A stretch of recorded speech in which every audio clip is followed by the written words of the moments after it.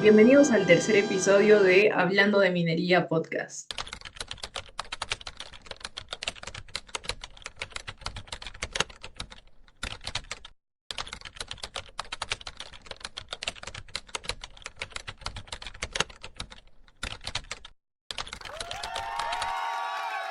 Hoy tenemos como invitada a Wendy Retamoso. Wendy, ¿qué tal? ¿Cómo has estado? Gracias por aceptar nuestra invitación. Muchas gracias a Nací, a las chicas detrás de este gran proyecto. Bueno, yo me encuentro muy emocionada y con muchas expectativas de que esta conversación sea muy productiva para quienes escuchen este episodio. Wendy, tú eres de Apurímac, tienes 24 años. Cuéntanos un poco más sobre ti. Durante estos 24 años, digamos, a la conclusión a la cual he llegado es de que, o sea, yo siempre me presento como una mujer que está construyéndose a través de la educación. Esto, bueno, porque soy la primera generación de mi familia en acceder a la educación universitaria. Yo estudié gracias a una beca. Y por otro lado, también, digamos, otro framework de mi presentación hasta ahora es de que soy una apurimeña que tiene la voluntad y el compromiso de sumar al desarrollo de su región, ¿no? Entonces, estos dos statements, por decirlo así, como que un tanto guían quién soy y como que ayudan a construir también mi presencia o digamos, mi función dentro de la sociedad, ¿no? Eso es lo que guía un tanto mi accionar. Y ojalá con el pasar de los años también vaya agregando más cosas, ¿no? Que me vayan definiendo. Y eso. Creo que muchas personas se van a sentir identificadas con tu historia. Yo personalmente también. Yo nací en Huancayo y hice mi vida académica en Lima y ahora la profesional también. Siempre está ese sentimiento de representar a tu región, ¿no? En este caso, la mía sería Junín, la tuya es Apurímac. Y en línea con todo eso, ¿cuál es tu propósito de vida? ¿Cuál es la motivación que tú tienes en este momento que has tenido para poder lograr o dirigirnos tu desarrollo profesional y académico?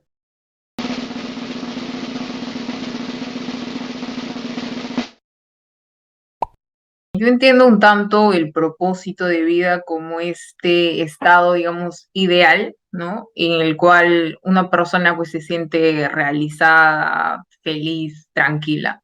Entonces, para mí, digamos, el propósito que yo tengo planteado a esta altura de mi vida, estos 24 años, es no dejar pendientes. Esto tiene dos aristas, en el sentido uno de que no dejar pendientes, de que intente digamos, postular a todas las oportunidades que pueda ir identificando, ¿no? O sea, aventarme, por decirlo así, ¿no? A asumir, digamos, diversos retos, a experiencias, ya sean profesionales, personales, a conocer más personas, de tal manera de que no me quede con sensación de que, oye, ¿por qué no lo hice, no? Porque según dicen, y también lo habremos experimentado la mayoría, como que es el peor sentimiento, ¿no? Tener rencor de no haber hecho algo, ¿no? Y la otra arista es, digamos, tratar siempre de mantener el equilibrio, de tal manera de que tal vez el camino profesional no me impida también ir fortaleciendo, por ejemplo, ¿no? El lado de atender a mi familia, de generar felicidad, bienestar a mi familia. Entonces, mi propósito un tanto es eso, ¿no? No tener pendientes para estar como que al final, ¿no? En ese estado ideal de tranquilidad. Eso es lo que guía, digamos, eso es lo que me motiva a hacer las cosas que hago, ¿no? Eso es para llegar a eso.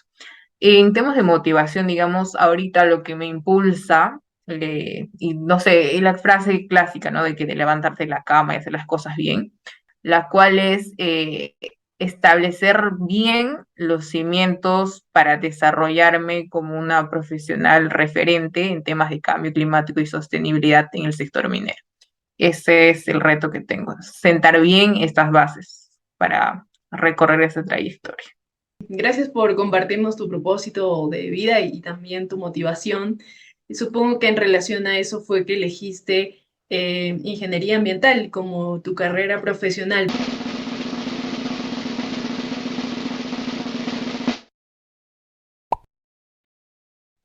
Desde el punto de vista estratégico, cuando yo finalicé la etapa secundaria, que fue el 2013, sabía que tenía que estudiar, ¿no? O sea, que seguir una carrera universitaria, eso es lo que sabía, pero no sabía cómo, ¿no? O sea, no sabía dónde, no sabía si venir a Lima, a Bancay, qué implicaba hacer eso, qué era un examen de admisión, nada de eso, ¿no? O sea, al inicio de mi presentación yo dije que era primera generación de mi familia, y es así, ¿no? Tanto de parte de mi papá como de mi mamá.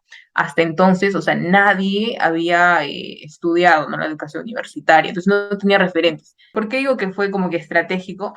Porque entonces sabía que tenía que continuar este camino de educación universitaria, pero no sabía qué, digamos, ¿no? Entonces finalizo quinto año de secundaria y mi papá ahí trabajando, había escuchado en la radio, creo, y se entera de la existencia del programa Beca 18 y me dice, ¿no?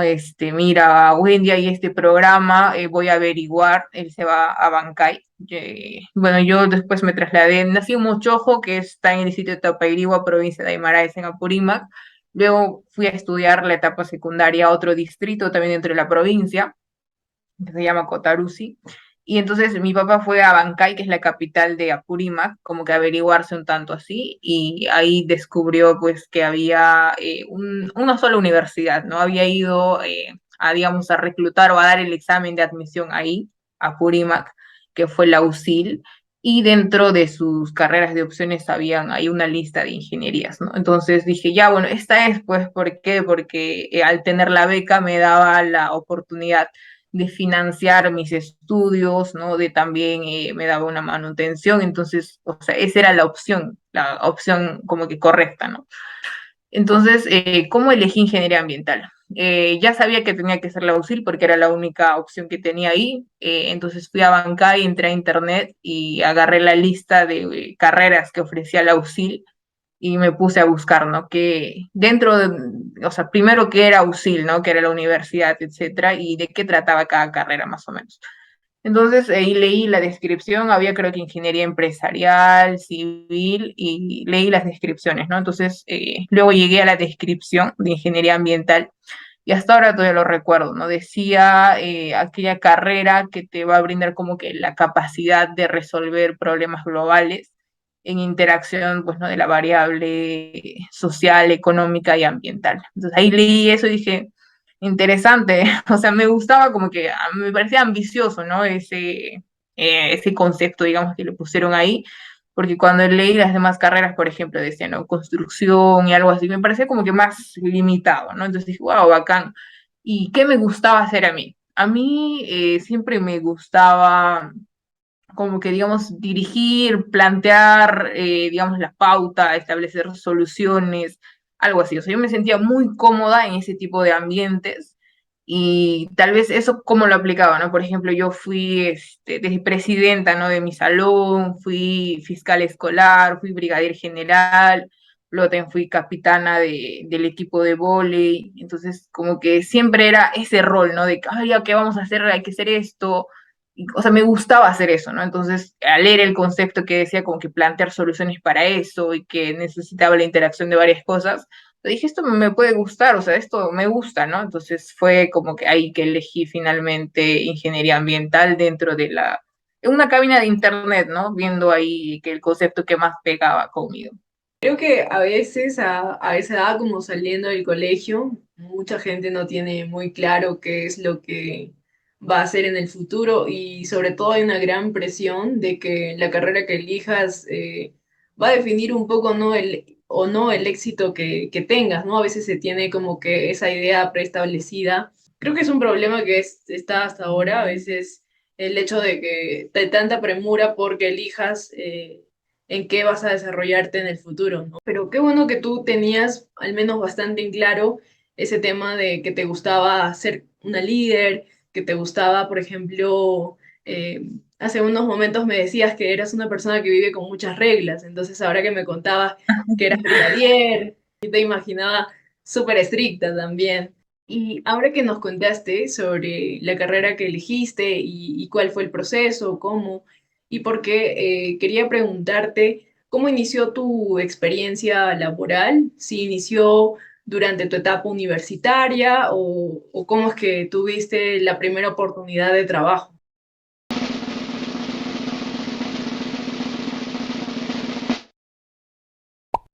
Yo creo que mi experiencia laboral inició desde el quinto ciclo, sexto ciclo, cuando inicié a hacer trabajos de voluntariado. ¿Por qué? porque digamos, ese fue como que mi acercamiento a lo que necesitaría un tanto el sector o a lo que, cómo es, ¿no? Digamos, la etapa laboral, ¿no? Yo siempre me he caracterizado, digamos, por ser un tanto analítica o, digamos, estratégica, ¿no? Es decir, a ver qué va a pasar, como que qué van a necesitar, no sé, etcétera. Entonces, para hacer eso necesitaba, pues, tener ese acercamiento, ¿no? Hice un voluntariado, por ejemplo, en quinto ciclo en el Ministerio del Ambiente, en un programa que se llamaba Promotores Ambientales Juveniles. Habían varias temáticas, ¿no? Calidad de aire, residuos sólidos, bosques, creo, y cambio climático. Entonces, y yo había escuchado ya el concepto de cambio climático en las clases. Entonces dije, me gustó, ¿no? De alguna manera. ¿Por qué? Porque también tenía este enfoque holístico, global, que igual no era un problema global como el concepto que yo había leído cuando estaba buscando en la cabina de internet. O sea, yo me compré realmente ese concepto, ¿no? Que leí en la cabina de internet y como que trataba de darle sentido a eso a través de que iba estudiando. Entonces, en este voluntariado del MINAM, elegí ser, no pertenecer a la temática de cambio climático. Ahí tuve esto fue un año y medio, creo, y tuve una capacitación técnica bastante fuerte. También hacíamos actividades de voluntariado, activaciones, etcétera. Entonces ahí como que conocí muy bien el cambio climático. Entonces, y después también tuve otro voluntariado con la ONU en los temas de objetivos de desarrollo sostenible. Digamos, aprendizaje o lo que me llevé de ahí fue descubrir como que qué era el cambio climático y, digamos, cuál era la implicancia de esto a futuro, ¿no? Porque ahora, por ejemplo, recién como que se está entendiendo, ¿no? Como los temas de sostenibilidad, etcétera. Es una gran fuente de habilidades blandas y si es del sector en el que tienes que desenvolverte o del área, también puede ser una gran fuente de habilidades técnicas. Cuéntanos más de tu voluntariado en la ONU.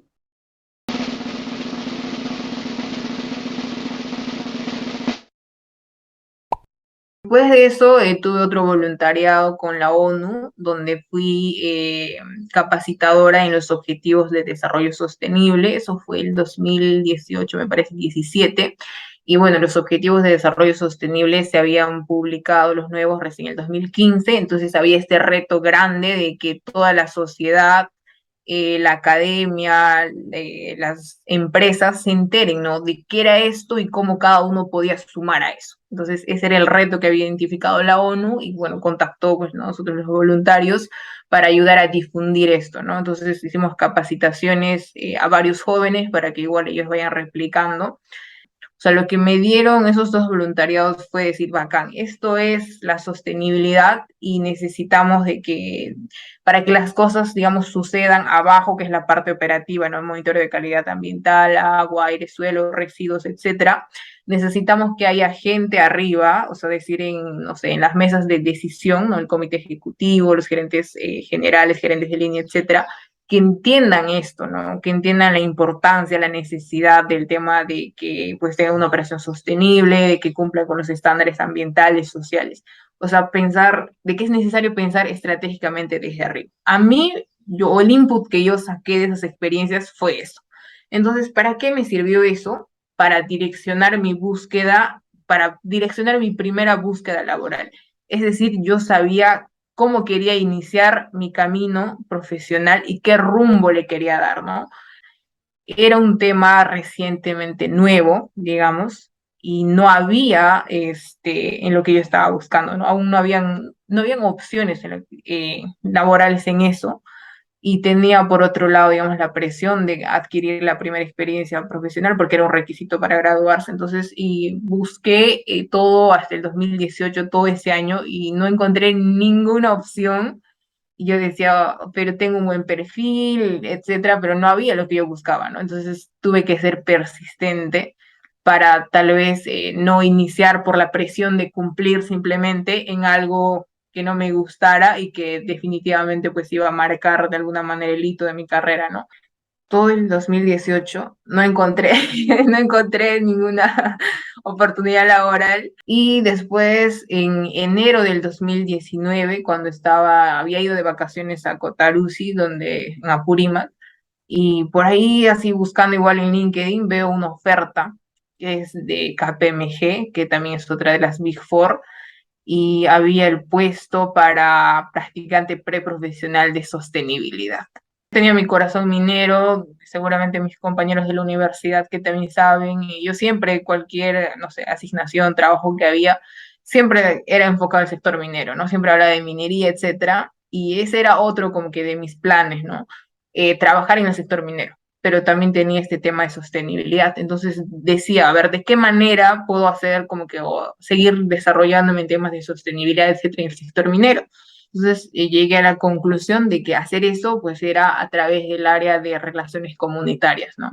En minería, porque era pues el área donde se desarrollaban proyectos para mejorar, ¿no? O sea, ¿no? La situación, digamos, de las comunidades, en temas de educación, y pues la sostenibilidad es eso, ¿no? Como que encontrar el equilibrio entre lo ambiental, social y económico. Entonces dije, ok, voy a entrar a minería y a seguir haciendo esto que me gusta de sostenibilidad a través de relaciones comunitarias, ¿no? Es ahí que postulé y sabía, ¿no? De los programas de graduados que existían en minería, los programas de prácticas, y postulé a Goldfields y fui parte del programa Jóvenes Talento de Goldfields en el área de relaciones comunitarias. Y en esa experiencia un tanto me di cuenta de que también era pues aún limitado o enfocado netamente al tema social, ¿no? O sea, era seguir lo que me gustaba, pero un tanto el tema ambiental tal vez no lo estaba desarrollando tanto. Entonces, nuevamente también me puse a pensar y dije, a ver, o sea, ¿qué estamos haciendo? Un tanto, ¿cómo aplicamos lo que hemos estudiado, no más estratégicamente, etcétera? Y igual seguí como que buscando también un tanto, digamos, que había un tanto en el sector o ir experimentando tal vez en nuevos sectores. Luego es que ahí un poco también conozco el tema de consultoría estratégica, ahí compartimos la experiencia en así como McKinsey, te acordarás, en diciembre del 2020 más o menos. Y entonces ahí también, ¿no? Conocí consultoría, me enamoré de consultoría, entonces ya tenía tres amores. Tenía primero el que era todo sostenibilidad y cambio climático, el sector minero y mi tercer amor que era el tema de consultoría. Entonces, porque o sea, me gustaba mucho el concepto, ¿no? De consultoría, de asesoría, de estar un paso más adelante, de solucionar problemas y todo eso.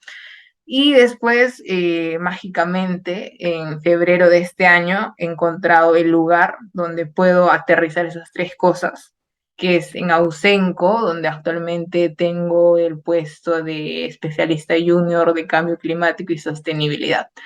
Ausenco es una empresa consultora en el sector minero. Entonces, tengo la consultoría, la minería y la sostenibilidad y cambio climático en mi actual trabajo, ¿no? Sin duda, creo que lo que podemos resaltar es que siempre tuviste las cosas que querías muy en claro y eso fue clave para encontrar o para que tú te sepas dirigir a las posiciones laborales de tu interés, ¿no? Yo te iba a preguntar cuando mencionaste esa época en la que estabas buscando prácticas, ¿qué es lo que no te detuvo? ¿Qué es lo que te animaba a seguir buscando? Porque a mí también me ha pasado y debe haber sido el común denominador de muchas personas el hecho de que a veces sí tenemos en claro qué queremos, pero probablemente por un tema económico o simplemente como tú, que ya se ha acabado el tiempo, por ejemplo, para registrar las prácticas, para terminar la universidad, a veces elegimos lo primero que se aparece, ¿no? Ese hito, el de la primera práctica o el primer trabajo,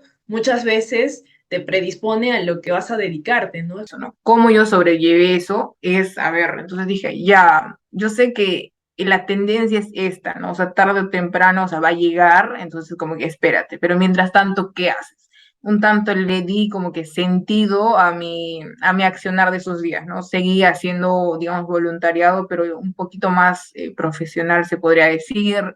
Un poco hice como que investigación dentro de la universidad, teníamos un club que se llamaba el Club de Ingeniería Ambiental y ya empezamos a hacer investigación, lo cual a mí me llena, o sea, el hecho de investigar pues hacía de que esté aprendiendo más, ¿no? Estar como que leyendo lo último que salía, etcétera, con la esperanza de que cuando tenga la oportunidad, al menos yo sea una de las personas que más sabe de eso, ¿no? ¿Por qué? Porque era algo, digamos, nuevo, al menos acá en Perú, pero yo al, digamos, haber identificado eso previamente y tener este espacio en el cual no tenía que trabajar, lo enfoqué aprendiendo, ¿no?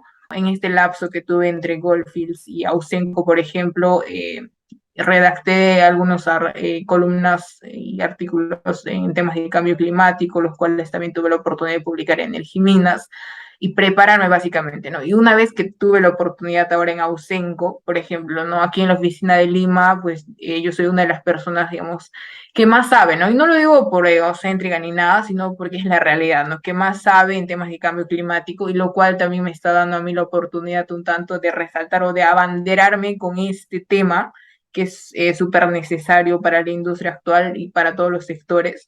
¿Por qué? Porque he tenido este lapso de preparación consciente, ¿no? O sea, yo me levantaba a las 6 de la mañana, hacía ejercicio, tomaba desayuno y me ponía a estudiar, ¿no?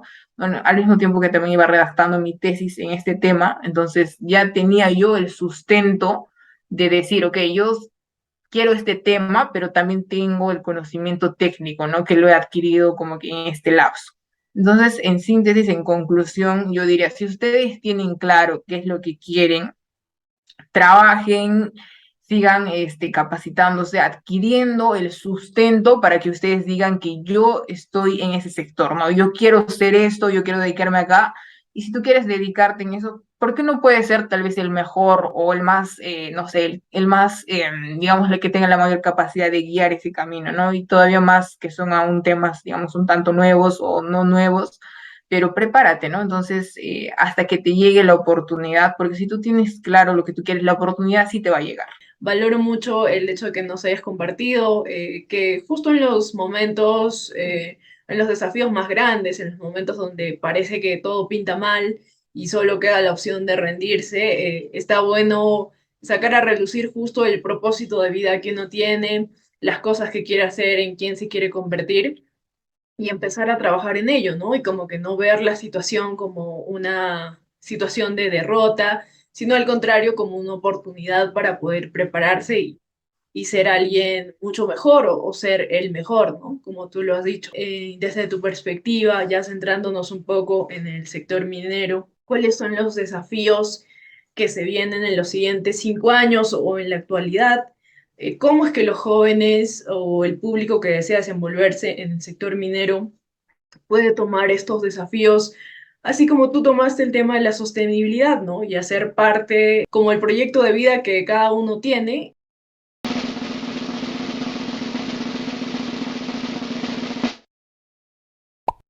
El principal reto para el sector minero es ser rentable. ¿Por qué? Porque cada vez está resultando más difícil generar rentabilidad. Podrían ser tres factores principalmente. Uno, el tema social, tal vez, al menos acá en Perú, de que con el acceso a la información, a las plataformas digitales, etcétera, creo que también, ¿no? Las comunidades, las localidades, al acceder a este tipo de información, manejan más información y de alguna manera pueden incrementar tal vez su nivel de negociación, se podría decir, ¿no?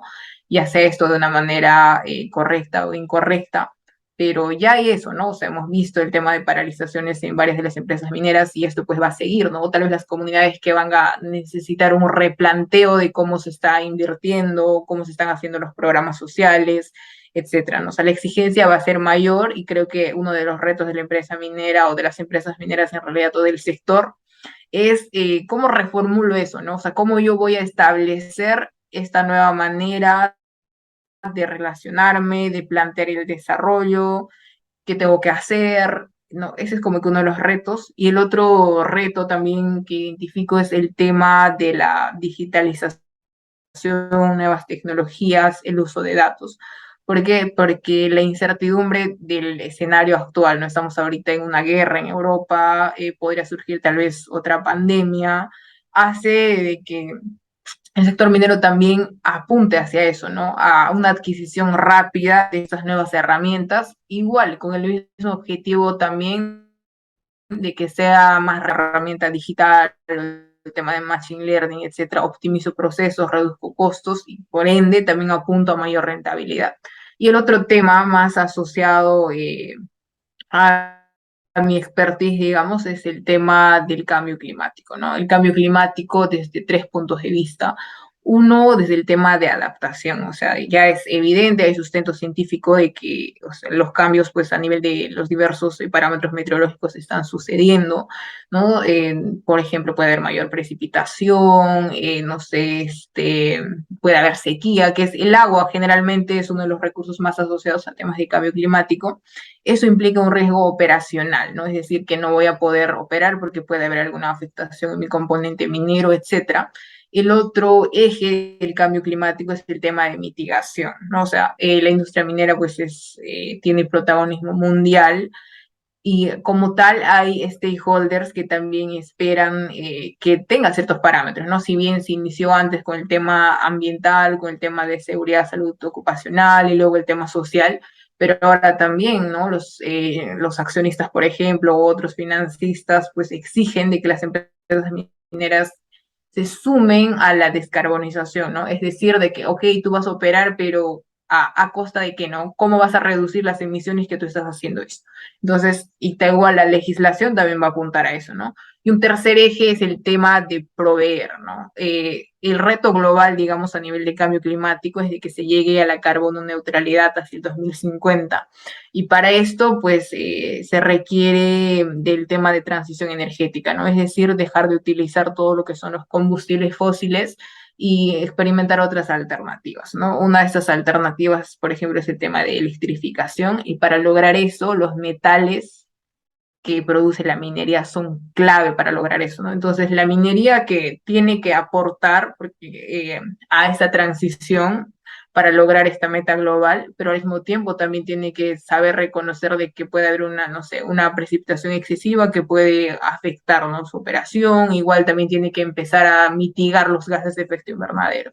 Sí, y eso, lo último que dijiste, sobre todo en línea con los desafíos que nos mencionas, por ejemplo, el tema de automatización, optimización de procesos, que siempre genera mucho más rentabilidad, está muy relacionado con las nuevas tecnologías, ¿no? De cloud computing, de machine learning, de Internet de las cosas, y de cómo ahora casi que es una característica muy buscada el tema de que todos los profesionales sepan analizar datos, ¿no?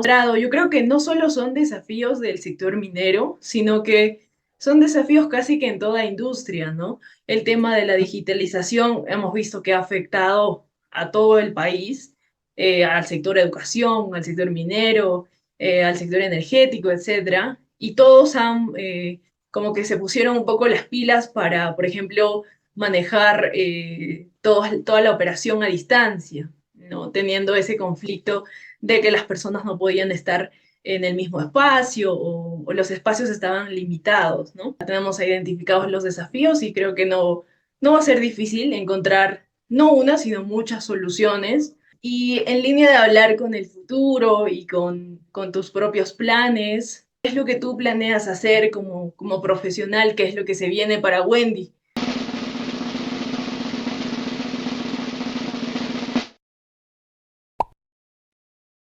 A ver, yo sí tengo claro ahora, espero que no cambie mucho en unos años, igual el cambio creo que pues es parte, ¿no? De las nuevas coyunturas, del nuevo contexto, nuevas perspectivas que puedas tener de la vida o de las experiencias que recabes, pero a esta altura de mi vida yo tengo planeado a futuro ser una profesional referente en temas de cambio climático y sostenibilidad en el sector minero. Eso es lo que yo quiero y en base a eso como que hay varios hitos, digamos, que voy a ir cumpliendo hasta lograr eso, ¿no?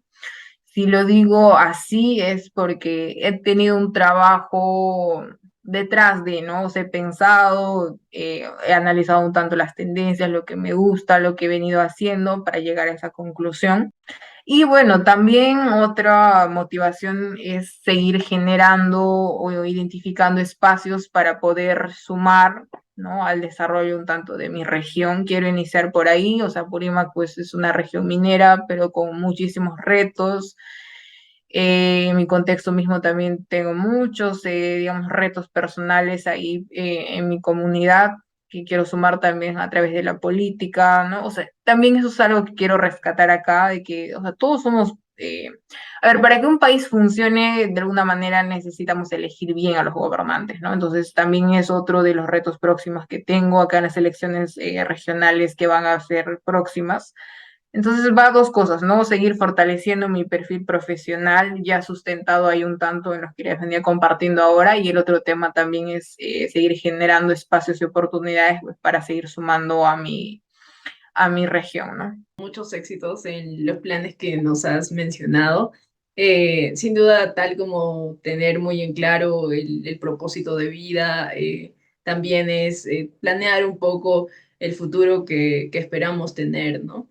Y con todo lo que nos has contado y todo el camino que hemos visto que has recorrido para llegar hasta desarrollarte en lo que te gusta dentro de Ausenco, con las tres variables que mencionabas, el tema minero, el tema de consultoría y sostenibilidad.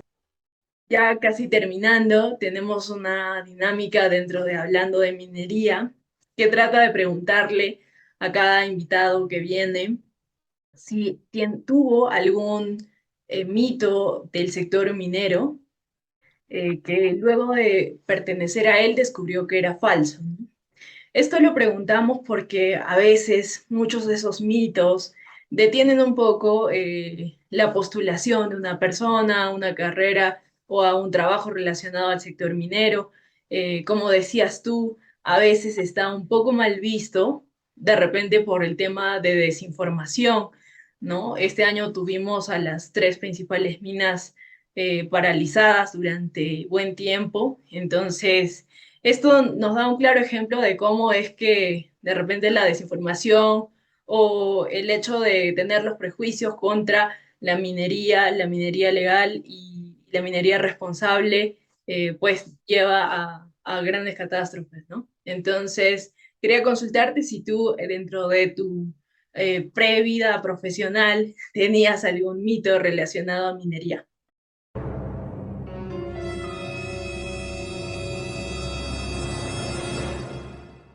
Yo soy de una de las áreas de influencia, digamos, un tanto directa, se podría decir, del proyecto Los Chancas de Sauder en Apurímac, y tuve una experiencia muy bonita, ¿no? O sea, netamente personal, arraigada a la niñez con la minería, y desde ahí como creo que me enamoré, ¿no? De la minería en el sentido de que lo entendí como este sector que puede mejorar vidas, ¿no? O sea, ese fue como que el foco que tenía desde siempre y fue como que el sector bajo el cual siempre quise desarrollarme y un tanto moldeé mi trayectoria hacia eso.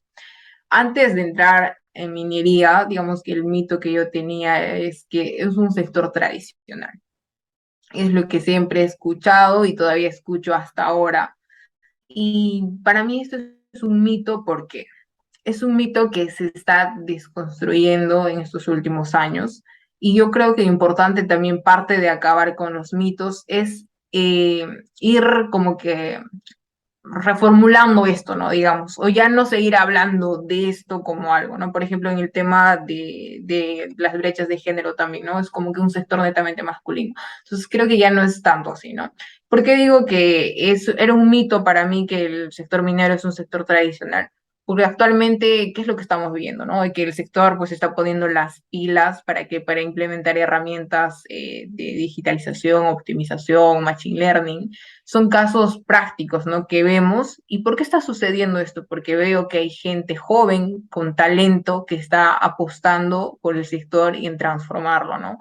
Conozco personas más o menos de mi edad, 2 años más que yo, que están liderando procesos, por ejemplo, ¿no? De optimización de plantas usando machine learning o cómo hacen el tema de planificación minera a través de algoritmos igual, ¿no? De machine learning, etcétera, o implementando también el tema de data, utilizando Python para hacer, no sé, balance de masas, análisis de datos. Entonces podemos decir que el mito de que el sector minero es un sector tradicionalista es falso, porque tenemos diferentes posibilidades, diferentes oportunidades de mejorar los procesos, de hacer automatización, de aplicar las nuevas tecnologías de digitalización y sobre todo porque tampoco es tradicionalista en el aspecto operacional, ¿no? Sino que ahora mismo comparte, como tú decías, los deseos de también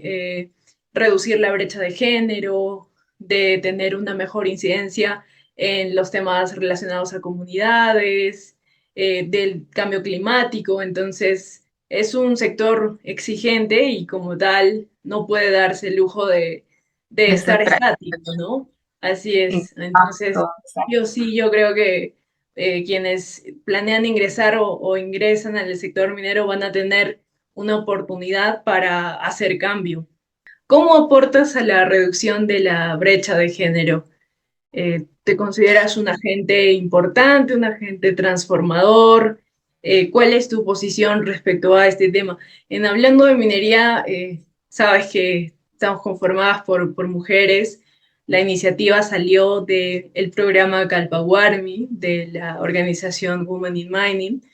Tuvimos ahí el reto de generar un espacio para que podamos promover que más jóvenes y sobre todo el público femenino pueda decidir o elegir el sector minero como un sector donde pueden desarrollarse y pueden ser muy exitosas haciendo su trabajo.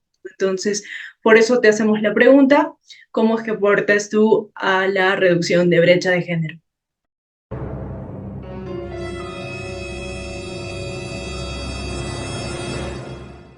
Me gusta porque es una pregunta personal, así que creo que no merece una respuesta pues generalizada.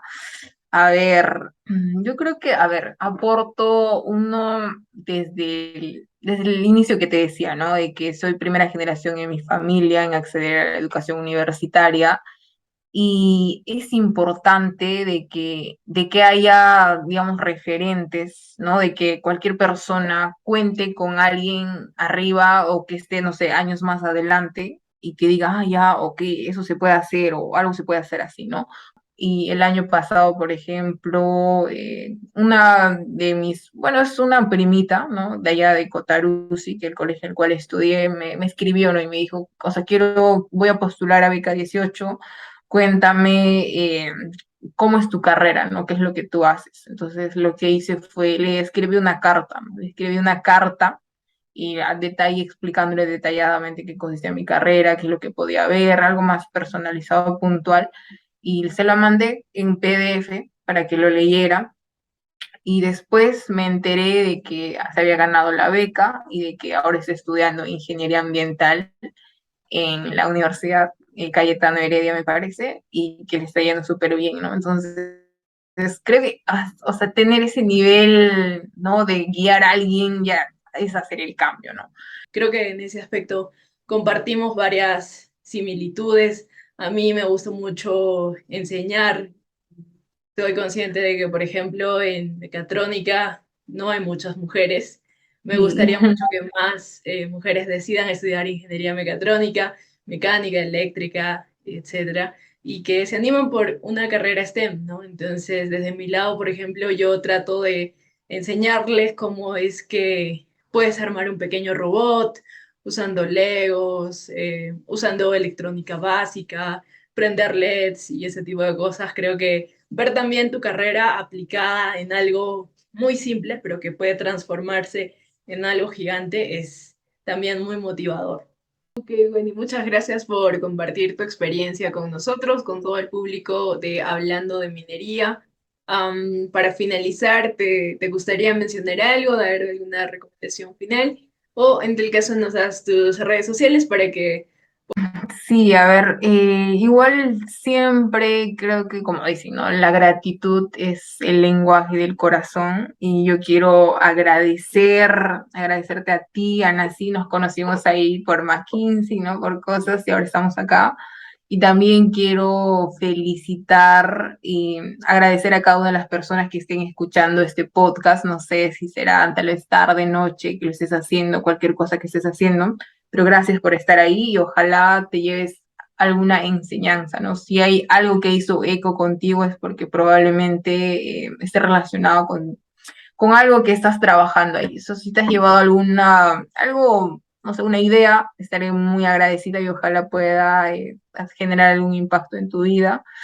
Igual también quiero felicitar a esta generación de jóvenes que están, no sé, en el sector minero o jóvenes que tienen como que las agallas de querer transformar las cosas, ¿no? Por ejemplo, proyectos como hablando de minería y los diversos proyectos que se están ejecutando son muestra de que esta generación acciona, ¿no? Acciona, de que está preparada, de que quiere generar cambios a través de los diversos voluntariados que hace, todos ellos. Entonces, son inspiración. Muchas gracias por el gran trabajo que hacen. Sigamos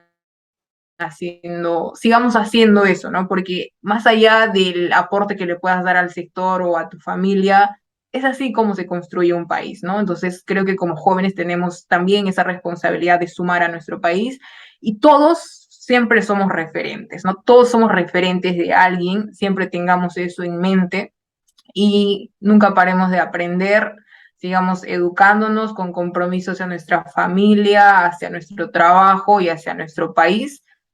Básicamente eso. Igual si quieren estar en contacto pueden escribirme ahí, Wendy Retamoso Taipe en LinkedIn y ya por ahí podemos conversar. Pero nuevamente ratifico eso, tengamos la valentía de vivir la vida que querramos de tal manera de que al final nos vayamos sin ningún pendiente, siempre con el compromiso personal, familiar y también con el sentido de país, ¿no? Nos vemos en el siguiente episodio de Hablando de Minería. Agradeceríamos que nos dejen en los comentarios preguntas para Wendy, qué es lo que les pareció, qué parte les llamó más la atención de este podcast y a quién querrían que invitemos la próxima vez. Gracias.